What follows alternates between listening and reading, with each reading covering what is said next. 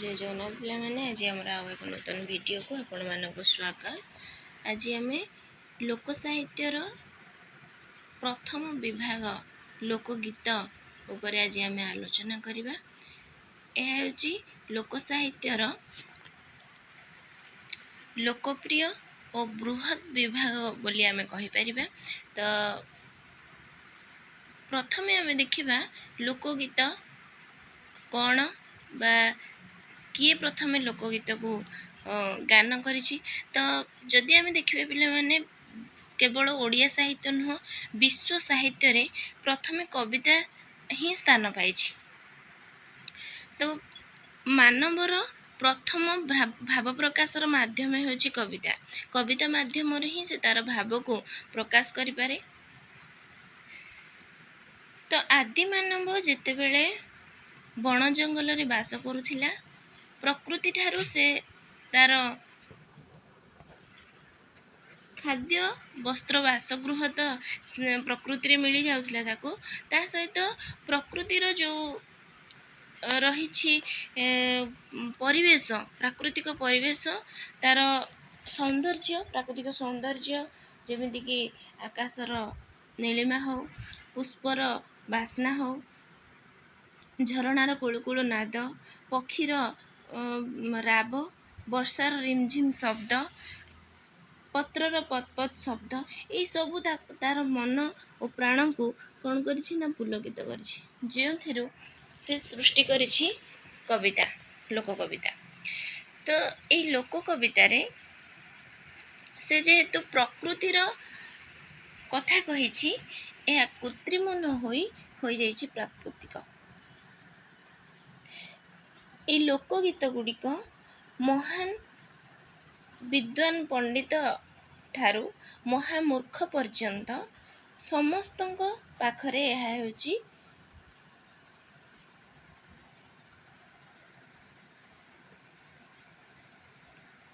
हूँ सर्वजनबोध्य आम कहीपर। समस्ते ताकू बुझीपारे, समस्तंकर मनर भाव एथिरे प्रकाश पाइछि। तो लोकगीत को लोकगीतर गोटे सार्वजनीन मूल्यबोध रही। सबु समय रे तार मूल्य रही। ता सहित तार सबु लोक मानकर भाव कथाटा जेहेतु एथिरे रही, यह सार्वजनीन सबु समय रे जेहेतु एटा प्रचलित, तेणु यह मध्य सार्वकालिक कह जाय परिबो। सबु समय रे तार मूल्य अक्षुण्ण रही। तो सबु गीत लोकगीत होई परिबो नाही आलोचक मानक मतरे। कौन आलोचक चक्रधर महापात्र कहिसंती जे जेउ कविता गुड़िक बा जेउ कविता मान एबे मुख्य मुख्य रही आसीछि, केबे हेले ग्रंथ भाव में परिचित हेबार सुजोग लाभ करि नाही, बा कौनसी व्यक्ति द्वारा केउ अज्ञात कोणरे सृष्टि लाभ करी तार विचक्षण महकरे से जन समाजर कोणे कोणे प्रचारित होई सार्वजनीन होई पारिछि, सेहि मानको ही ग्राम्य गीति बोली अभिहित करिबा समीचीन। तो जेउ कविता गुड़िक लोक मानक मुखरे मुखरे रही आसीछि, बा गोटे पीढ़ी रु अन्य पीढ़ी केवल ताको शुणी शुणी मन रखिछंती, ताहा केबे ग्रंथ भाव में परिचित हेबार सुजोग पाई नाही, बा कौनसी व्यक्ति लिखिछंती तार निर्दिष्ट प्रमाण नाही, बा तांकर नाम नाही।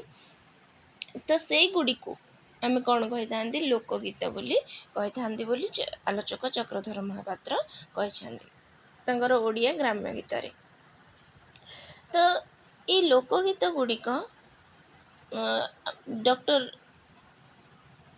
कुंजबिहारी दास कहते लोकगीत जीवन रसर प्राचुर्य भरपूर, लोक साधारण कल्पना विलासी नुहंती, वास्तवतार पुजारी। तो लोक साहित्य जितेबेले लोकगीत जितेबेले से माने आदिम मनीष गान करुछि बा गाउछि, से वास्तवतार कथा कहूछि, तार सुख दुख विश्वासबोध धर्म परंपरा एई विषय रे ही से गाई चलिछि। केवल तार सुखमय दिन गुड़ी को से लोकगीत रूपायित करे नाही, बरं तार संघर्ष मुखर जीवन और विषाद भरा क्लांतिकर वास्तव जीवन कथा मध्य से कहिछि। लोकगीतर ଲୋକଗୀତରେ କ'ଣ ରହିଛି ନା ମାନବ ଜୀବନର ବିଶ୍ୱାସ ବୋଧ, ମାନବ ଜୀବନର ମାନେ ଯିଏ ଲୋକ ଗୀତର ସ୍ରଷ୍ଟା ଯିଏ ତାର ନିହାତି ଭାବରେ ବହୁତ ଅଭିଜ୍ଞତା ରହିଛି, ଯେଉଁଥିପାଇଁ ସେ ସମାଜର ପ୍ରତ୍ୟେକ କଥାକୁ ତାର ବାସ୍ତବ ଚିତ୍ରକୁ ସେ ସେଇ ଗୀତ ମାଧ୍ୟମରେ ପ୍ରତିପାଦନ କରିଛନ୍ତି। ସେଥିପାଇଁ ତ ଲୋକଗୀତ ହେଉଛି ବା ଲୋକ ସାହିତ୍ୟ ହେଉଛି ସାର୍ବକାଳିକ, ଯେହେତୁ ସେଥିରେ ବାସ୍ତବ କଥାଟା କୁହାଯାଇଛି ବା ପ୍ରତ୍ୟେକ ମଣିଷର ସୁଖ ଦୁଃଖ ତାର ଆବେଗ କଥାଟା ସେଇଥିରେ ସ୍ଥାନ ପାଇଛି। ଏହି ଲୋକଗୀତ ଗୁଡ଼ିକରେ ଲୋକ ଜୀବନର ଅବିକଳ ପରିପ୍ରକାଶ ଘଟିଛି। ଲୋକଗୀତର ଭାଷା ହେଉଛି ସରଳ କିନ୍ତୁ ଭାବ ହେଉଛି ଗମ୍ଭୀର। ଲୋକଗୀତର ଶୈଳୀରେ କୌଣସି ପ୍ରକାର ଆଡ଼ମ୍ବର ନାହିଁ। ବିଦଗ୍ଧ ସାହିତ୍ୟ ପରି ଏଥିରେ କୌଣସି ତାର ଶୈଳୀରେ କୌଣସି ପ୍ରକାର ଆଡ଼ମ୍ବର ନଥିଲେ ମଧ୍ୟ ତାର ଚିନ୍ତା ଓ ଚେତନା ହେଉଛି ସୁଦୂରପ୍ରସାରୀ। ବୃହତ୍ ପରିବେଶକୁ ନେଇ ଏହି ଲୋକଗୀତ ଗୁଡ଼ିକ ଗାନ କରାଯାଇଛି। ତ ଆଲୋଚକ ବା ଅଧ୍ୟାପକ ବୈରାଗୀ ଚରଣ ଜେନା ଲୋକଗୀତ ବିଷୟରେ କହିଛନ୍ତି ଯେ ପଲ୍ଲୀ ଜୀବନର ସୁଖ ଦୁଃଖ ପଲ୍ଲୀ କବିର ଅବଲମ୍ବନ। ସେ ସବୁକୁ ସମ୍ବଳ କରି ସେ ଗୀତ ରଚନା କରିଛି। ତ ତା ପଲ୍ଲୀ ଜୀବନର ସୁଖ ଦୁଃଖ ସେ ଉଠିବା ଠାରୁ ତାର ଦିନସାରାର ଜୀବନଚର୍ଯ୍ୟା ମଧ୍ୟରେ ଯାହା ସବୁ ସେ ଅନୁଭୂତି ଯେଉଁ ଅଭିଜ୍ଞତାକୁ ଆହରଣ କରିଛି ତାକୁ ହିଁ ସେ ଗୀତ ମାଧ୍ୟମରେ ଗାଇ ଚାଲିଛି। ପୁନଶ୍ଚ ଆମେ ଦେଖିବା ଡକ୍ଟର କୁଞ୍ଜ ବିହାରୀ ଦାସ ଲୋକଗୀତର ମହତ୍ତ୍ୱ ପ୍ରତିପାଦନ ବା ମହତ୍ତ୍ୱ ସୂଚାଇ ଦେବାକୁ ଯାଇ କହିଛନ୍ତି, ଲୋକଗୀତ ହେଉଛି ପ୍ରାଚୀନ ପୁଣି ଚିରନବୀନ। ଯୁଗେ ଯୁଗେ ବାହାର ରୂପର ଘଟାନ୍ତର ଘଟିଲେ ବି ପ୍ରାଚୀନ ଧାରା ଅକ୍ଷୁଣ୍ଣ ରହେ। ପ୍ରାଚୀନତମ ଯୁଗର ସନ୍ଦେଶ ଲୋକଗୀତ ଜରିଆରେ ଆମ ନିକଟରେ ଆସି ପହଞ୍ଚିଛି। ତ ଏଇଭଳି ମତ ଲୋକଗୀତ ସମ୍ବନ୍ଧରେ ଆମର ବିଶିଷ୍ଟ ଆଲୋଚକମାନେ ମତ ଦେଇଛନ୍ତି। ଲୋକଗୀତ ହେଉଛି ଲୋକ ସାହିତ୍ୟର ସବୁଠାରୁ ଲୋକପ୍ରିୟ ବିଭାଗ। ତ ଲୋକକବି ଯେତେବେଳେ ଗାଇଛି ସେ ତାର ସମାଜ ପରିବେଶ ଓ ମଣିଷମାନଙ୍କୁ ନେଇ ଗୀତ ଗାଇଛି। ସେ ଜାଣନ୍ତରେ ନୁହେଁ ବରଂ ଅଜାଣନ୍ତରେ ତା ସମାଜର ସବୁ ରୂପକୁ ଏଥିରେ ପ୍ରକାଶ କରିଦେଇଛି।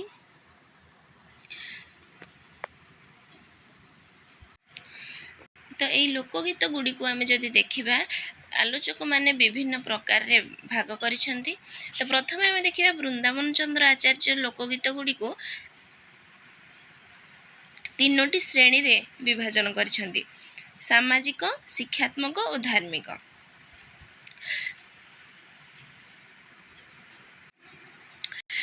କାନ୍ଦଣା, ଦୋଳି ଗୀତ, ଖେଳ ଗୀତ ଏଇଗୁଡ଼ିକୁ ସେ ସାମାଜିକ ପର୍ଯ୍ୟାୟରେ ଗ୍ରହଣ କରିଛନ୍ତି। ଢଗଢମାଳି, ଡାକ ବଚନ ପ୍ରଭୃତିକୁ ଶିକ୍ଷାତ୍ମକ ବା ଉପଦେଶମୂଳକରେ ନେଇଛନ୍ତି ଓ ପାଲା, ଘୋଡ଼ା ନାଚ ଗୀତ ଓ ଚଇତି ପର୍ବ ଓଷା ପର୍ବପର୍ବାଣୀ ଗୀତକୁ ସେ ଧାର୍ମିକ ଗୀତ ଭାବରେ ଗ୍ରହଣ କରିଛନ୍ତି। ତାପରେ ଆମେ ଦେଖିବା ଲୋକଗୀତ ଗୁଡ଼ିକୁ ବିଭିନ୍ନ ପ୍ରକାର ଭାବରେ ବିଭକ୍ତ କରାଯାଇଛି, ଯେପରିକି କର୍ମମୂଳକ, ନୀତି ନିୟମ ସମ୍ପର୍କୀୟ, ଧର୍ମମୂଳକ, ବୁଦ୍ଧିମୂଳକ, ନାରୀ ଜୀବନମୂଳକ, ସମାଜ ଓ ବ୍ୟକ୍ତି ଚରିତ୍ର ସଂଶୋଧନମୂଳକ ଓ ଅନ୍ୟାନ୍ୟ। ତ କର୍ମମୂଳକରେ ଆମେ ଦେଖିବା ଯେତେବେଳେ ଲୋକ ସାହିତ୍ୟର ସ୍ରଷ୍ଟା ଯେକୌଣସି କର୍ମ ସେ କରୁଛି ସେହି କର୍ମରୁ ବା ସେହି ଶ୍ରମରୁ ସେ ଲାଘବ ପାଇବା ପାଇଁ ବା କଷ୍ଟ ଅପନୋଦନ ପାଇଁ ସେ ଗୀତ ଗାନ କରିଛି। ତ କୃଷକଟିଏ ଯେତେବେଳେ କୃଷି କାର୍ଯ୍ୟ ପାଇଁ ଯାଉଛି ସେ ତାର କଷ୍ଟକୁ ଭୁଲିଯିବା ପାଇଁ ଗୀତ ଗାଇଛି, ତ ତାକୁ କୁହାଯାଉଛି କୃଷକ ଗୀତ। ଶଗଡ଼ିଆଟିଏ ଶଗଡ଼ ନେଇ ଯିବା ବେଳେ ସେ ଗୀତ ଯେତେବେଳେ ଗାନ କରୁଛି ତାକୁ ଶଗଡ଼ିଆ ଗୀତ ବୋଲି କହିଥାନ୍ତି। ତ ଏହିଭଳି ଭାବରେ ଏଇଗୁଡ଼ିକୁ ଆମେ କର୍ମମୂଳକ ଗୀତ ବୋଲି କହିଥାନ୍ତି। ସେହି ଭିତରେ କୃଷକ ଗୀତ, ଶଗଡ଼ିଆ ଗୀତ, ସୁଆରୀ ଡାକ ଗୀତ, ମଇଁଷିଆଳ ଗୀତ, ନାଉରିଆ ଗୀତ, ଚକୁଳିଆ ପଣ୍ଡା ଗୀତ ଏଇଗୁଡ଼ିକ ସବୁ ସେଇଥିରେ ଯାଉଛି। ତ ନୀତି ନିୟମ ସମ୍ପର୍କୀୟ ଗୀତ ଭିତରେ ଆମେ ଦେଖିବା ପ୍ରବଚନ, ଡାକବଚନ, ଖନାବଚନ ଏଇଗୁଡ଼ିକ ସବୁ ନୀତି ନିୟମ ସମ୍ପର୍କରେ ସମାଜରେ ଯେଉଁ ସବୁ ନୀତି ନିୟମ ରହିଥିଲା ସେହି ସମ୍ପର୍କରେ ଏଇ ଗୀତ ଗୁଡ଼ିକ ପ୍ରଚଳିତ ହେଉଥିଲା। ହେଉଛି। ଧର୍ମମୂଳକ ଗୀତ ଭିତରେ ପର୍ବପର୍ବାଣୀ, ଓଷା ଗୀତ, ଓଷା ମନାସ, ଯେତେ ସବୁ ଓଷା ସବୁ ପାଳନ କରାଯାଉଛି, ବର୍ତ୍ତମାନ ମଧ୍ୟ ସମାଜରେ ବିଭିନ୍ନ ପ୍ରକାର ପର୍ବପର୍ବାଣୀ, ଓଷା ବ୍ରତ ପାଳନ କରାଯାଉଛି। ତା ସମ୍ବନ୍ଧୀୟ ଆମର କିମ୍ବଦନ୍ତୀ ରହିଛି, ଯେଉଁଗୁଡ଼ିକ କି ଗୀତ ଆକାରରେ ଲୋକମାନଙ୍କ ଆଗରେ ପ୍ରକାଶ କରାଯାଇଥାଏ। ତାପରେ ବୁଦ୍ଧିମୂଳକ ଗୀତ, ଯେଉଁଥିରେ ନାଁ ଦିଆ, ପ୍ରହେଳିକା, ବୁଦ୍ଧି ପରୀକ୍ଷା ଓ ପ୍ରଶ୍ନ ଉତ୍ତର ଏଗୁଡ଼ିକ ସବୁ ଯାଇଥାଏ। ନାରୀ ଜୀବନମୂଳକ ଦୋଳି ଗୀତ, ରଜରେ ବିଶେଷ ଭାବରେ ନାରୀମାନଙ୍କର ଭୂମିକା ରହିଥାଏ। ତ ଦୋଳି ଗୀତ, କାନ୍ଦଣା ଗୀତ, ଯେତେବେଳେ ଝିଅଟିଏ ବିବାହ ହୋଇ ଯାଉଛି, ତାର ପରିବାରକୁ ଛାଡ଼ି ଆଉ ଏକ ପରିବାରକୁ ଅଜଣା ଲୋକମାନଙ୍କ ସହିତ ଯେତେବେଳେ ତାକୁ ସେ ବଞ୍ଚିବା ପାଇଁ ଯାଉଛି, ସେତେବେଳେ ସେ ମାନେ କ'ଣ କରୁଛି ନା, ତାର ମନର ଭାବଟାକୁ, ତାର ଯେଉଁ ମନର ଦୁଃଖଟାକୁ ସେ ଗୀତ ମାଧ୍ୟମରେ ପ୍ରକାଶ କରିଥାଏ। ପୁଚି ଖେଳ ଗୀତ, ଶିଶୁ ଗୀତ, ଏଗୁଡ଼ିକ ସବୁ ନାରୀ ଜୀବନମୂଳକ ଗୀତ। ସମାଜ ଓ ବ୍ୟକ୍ତି ଚରିତ୍ର ସଂଶୋଧନମୂଳକ ଗୀତ ଯଦି ଆମେ ଦେଖିବା, ସେଗୁଡ଼ିକ ହେଉଛି ଢଗଢମାଳି। ଆଉ କେତେକ ଲୋକଗୀତ ରହିଛି, ଯେଉଁଥିରେ ଗାଥା ଗୀତିକା, ସମର ବୋଲି, ଝଡ଼ା ଫୁଙ୍କା, ଏଗୁଡ଼ିକ ସବୁ ଅନ୍ୟାନ୍ୟ ଯେଉଁ ବିଭାଗଟି ରହିଛି ସେଇଥିରେ ଗ୍ରହଣ କରାଯାଏ। ତ ଏଇଠି ଆମେ ଦେଖିବା ଲୋକଗୀତ ସମ୍ପର୍କରେ ଯେଉଁ ଆଲୋଚକମାନଙ୍କର ଯେଉଁ ମତ ସବୁ ରହିଛି, ଯେମିତିକି ଆମେ ଦେଖିବା କୃଷ୍ଣଚନ୍ଦ୍ର ପ୍ରଧାନ ଲୋକଗୀତକୁ ସଂଘର୍ଷ ବୋଲି କହିଛନ୍ତି।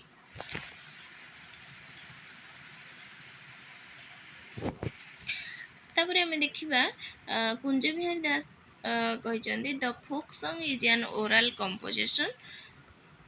ଲୋକଗୀତକୁ କୁଞ୍ଜ ବିହାରୀ ଦାସ ଲୋକବେଦ ବୋଲି କହିଛନ୍ତି। ପୁଣି ସେ କହୁଛନ୍ତି, ଲୋକଗୀତ ହେଉଛି ପଲ୍ଲୀର ସ୍ୱତଃସ୍ଫୂର୍ତ୍ତ ଝରଣା।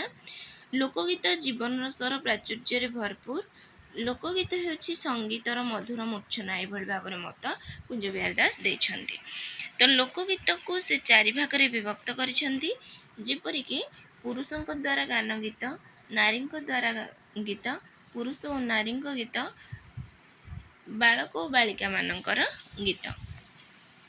ତ ଚକ୍ରଧର ମହାପାତ୍ର ଲୋକଗୀତ ସମ୍ବନ୍ଧରେ ମତ ଦେଇଛନ୍ତି, ଯେଉଁ କବିତା ଗୁଡ଼ିକ ମୁଖେ ମୁଖେ ରହିଆସିଛି ଓ ଗ୍ରନ୍ଥ ଭାବରେ ପ୍ରକାଶ ହେବାର ସୁଯୋଗ ପାଇନାହିଁ, ଯେଉଁଟାକି ମୁଁ କହିଲି ପୂର୍ବରୁ ଆପଣମାନଙ୍କୁ। ବୃନ୍ଦାବନ ଚନ୍ଦ୍ର ଆଚାର୍ଯ୍ୟ ଲୋକଗୀତକୁ 3 ଭାଗରେ ବିଭକ୍ତ କରିଛନ୍ତି, ଏ କଥା ମଧ୍ୟ କହିଲି ଏବେ। ସୂର୍ଯ୍ୟନାରାୟଣ ଦାସ ଲୋକଗୀତକୁ 4 ଭାଗରେ ବିଭକ୍ତ କରିଛନ୍ତି। ତାପରେ ଆମେ ଦେଖିବା ଲୋକଗାଥା ହେଉଛି କାହାଣୀ ଭିତ୍ତିକ ଲୋକଗୀତ। ତ ଲୋକଗୀତ ମଧ୍ୟରେ ଯେଉଁ ସମର ବୋଲି ରହିଛି, ପାଏକ ଦାଣ୍ଡୁଆଳି, ନଳି ଜନ୍ମ କଥା, ଖଣ୍ଡା ରହସ୍ୟ, ଖଣ୍ଡା ଉଲ୍ଲାସିବା, ହତିଆରମାନଙ୍କର ଜନ୍ମ କଥା, ଏଗୁଡ଼ିକ ହେଉଛି ସମର ବୋଲି ବିଭାଗରେ ଯାଉଛି। ତ ଲୋକଗୀତର ଯେଉଁ ବିଭିନ୍ନ ରୂପ ରହିଛି, ଯେମିତି କୃଷ ଗୀତ, ଶଗଡ଼ିଆ ଗୀତ, ସୁଆରୀ ଡାକ ଗୀତ, ଏଇଗୁଡ଼ିକ ମଧ୍ୟ ଆହୁରି ବହିରେ ଆଲୋଚନା ହେଇଛି ପିଲାମାନେ। ତ ଯେତେବେଳେ ଲୋକ ସାହିତ୍ୟ ଉପରେ ଆପଣମାନେ ବିଶେଷ ଭାବରେ ଆଲୋଚନା କରିବେ ବା ପଢ଼ିବେ ବହିରୁ, ସେଗୁଡ଼ିକ ପଢ଼ି ନେବେ। ତ ଚକ୍ରଧର ମହାପାତ୍ର ଦୋଳି ଗୀତକୁ 2 ପ୍ରକାରର ବୋଲି କହିଛନ୍ତି, ରଜ ଦୋଳି ଗୀତ, କେଲୁଣୀର ଦୋଳି ଗୀତ। ତାପରେ ଦେଖିବା ଫୁଲଣା ସୁନ୍ଦରୀ ଯେଉଁ ଆମର ରହିଛି ଲୋକଗୀତ ମଧ୍ୟରେ, ସେ ହେଉଛି ଭିକାରୀ ଧୀବର ଲେଖିଛନ୍ତି। କାଞ୍ଜିଅଁଳା ଓଷାର ଲେଖକ ହେଉଛନ୍ତି ଦ୍ୱିଜ ରଘୁବର ଦାସ। ପିଲାମାନେ ଏଗୁଡ଼ିକ ପରୀକ୍ଷାରେ ପଡ଼ିଥିଲା, ଯେଉଁଥିପାଇଁ କି ଖାତାରେ ତାକୁ ଆଡ଼୍ କରିଦିଆହେଇଛି। ତ ଆପଣମାନେ ବି ମନେ ରଖିବା ପାଇଁ ଚେଷ୍ଟା କରିବେ।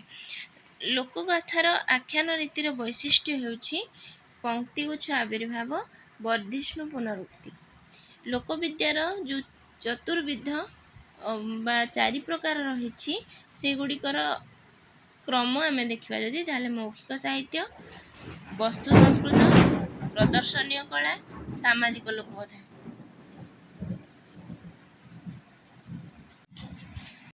ଗୋପାଳ ଚନ୍ଦ୍ର ପ୍ରହରାଜ ସଂଗ୍ରହ କରିଥିବା ଲୋକଗୀତ ଗୁଡ଼ିକୁ ସେ 5 ଭାଗରେ ବିଭକ୍ତ କରିଥିଲେ।